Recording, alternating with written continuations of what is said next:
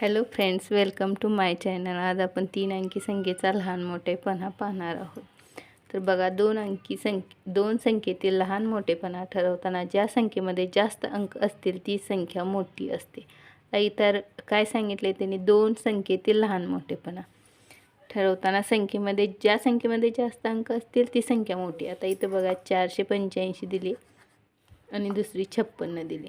याच्यामध्ये जास्त अंक कोणता आहेत? 485 मध्ये 3 अंक आहेत, 1 2 3, आणि 56 मध्ये 1 आणि 2. मग मोठी संख्या कोणती झाली? 485. मग त्याच्याकडती किती टोकं? 2 टोकं, आणि 56 कडती 1 टोक.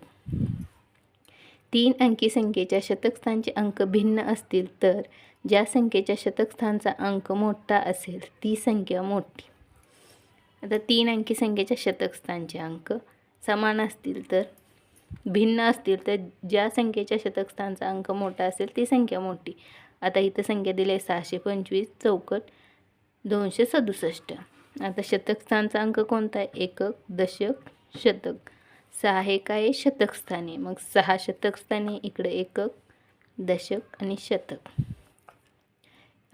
शतकस्थानी अंक कोणता आहे? 2 आहे. त्यांनी काय सांगितलं? इथं 3च अंक आहेत. ह्या संख्येत एका साईडला 3 अंक होते आणि एका बाजूला 2 अंक होते. इथं कसं आहे? दोन्ही बाजूंना 3 अंक आहेत.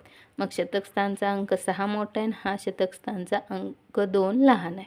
म्हणून 625 कड 2 टोकं आणि 267 कड लहान टोक. 3 अंकी संख्येच्या शतकस्थानचे अंक समान असतील तर त्यांच्या शतकस्थानच्या अंकांची तुलना करून लहान मोठेपणा ठरवावा. शतकस्थानचे अंक समान असतील तर आपण इथं काय पाहिलं की एक संख्येत जास्त संख्या असतील आणि दुसऱ्या संख्येत लहान अंक असतील, कमी अंक असतील तर त्या संख्येचा लहान मोठेपणा ठरवावा. इथं शतकस्थानचा अंक मोठा, इथं शतकस्थानचा अंक लहान. आता इथं शतकस्थानचे दोन्ही अंक लहान आहेत. दोन्ही अंक समान आहेत. मग दोन्ही अंक समान आहे म्हटल्यावर संख्या समानच झाली. पण ते ठरवण्यासाठी शतकस्थानचे अंक समान झाले, पण दशकस्थानचा अंक पाहावा लागेल ना, कोणती मोठी आणि कोणती लहान आहे. दशकस्थानी 4 आहे, इथं दशकस्थानी 5 आहे. 743 ही एक संख्या आहे, 752. मग 700 समान आहे, इथं 4 आहे, इथं 5 आहे. मग 4 आणि 5 मध्ये 5 मोठं, म्हणून 752 कड 2 टोकं आणि 743 कड 1 टोक. 3 अंकी संख्येच्या शतकस्थानचे व दशकस्थानचे अंक समान असतील तर त्यांच्या एककस्थानच्या अंकावरून लहान मोठेपणा ठरवावा. आता इथं बघा, 871 आणि 875 ही संख्या दिली. शतकस्थानी 8 आहे, शतकस्थानी 8 आहे, शतकस्थानी 7 आहे, इथं पण शतकस्थानी 7 आहे. म्हणजे हे अंक समान आहेत. पण एककस्थानी 5 आहे, 1 आहे आणि एककस्थानी 5 आहे. मग हे 2 अंक समान आहेत. इथले पण 2 अंक समान आहेत, फक्त यांचे एककस्थानचे अंक वेगळे आहेत. मग 5 आणि 1, 5 आणि 1 मध्ये कोण मोठं आहे? तर 5. म्हणजे 875 कड 2 टोकं आणि 871 कड 1 टोक. आता प्रश्न दिले ते पहा. खालील प्रश्नातील रिकाम्या चौकटीत पर्यायातील योग्य चिन्ह शोधा. 402 चौकट 420. आता इथं काय सांगितले? शतकस्थानचे अंक समान आहेत. ज्यावेळेस शतकस्थानचे अंक समान असतील त्यावेळेस काय करायचं? दशकस्थानचा अंक पाहायचा. मग दशकस्थानी इथं काय आहे? 0, आणि इथं दशकस्थानी काय आहे? 2. म्हणजे 2 हा अंक मोठा आणि 0 हा अंक लहान. मग 402 लहान आणि 420 मोठं. म्हणजे 420 कड 2 टोकं आणि 420 कड 2 टोकं आणि 402 कड 1 टोक. म्हणजे कोणता पर्याय? क्रमांक 1. आता पहा, 730 चौकट 307. आता इथं बघा, शतकस्थानचे अंक पाहायचे आपण पहिल्यांदा. शतकस्थानचा अंक कोणता आहे? 7 आहे. इथं कोणता आहे? 3 आहे. मग दोन्हीपैकी मोठं कोण? 7 मोठं का 3 मोठं? तर 7 मोठं. मग 7 कड किती टोकं? 2 टोकन, 3 कड 1 टोक. म्हणजे 730 आणि 307 मध्ये 730 मोठे आहेत. पुढचं बघा, 200 चौकट 199.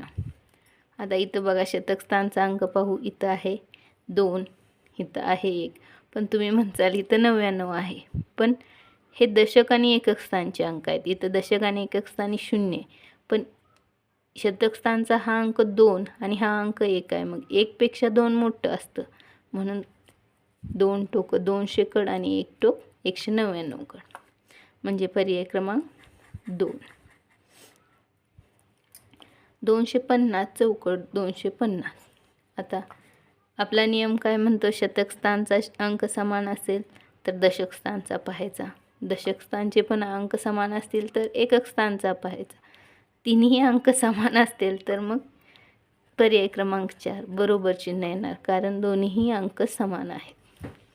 799 चौकट 789.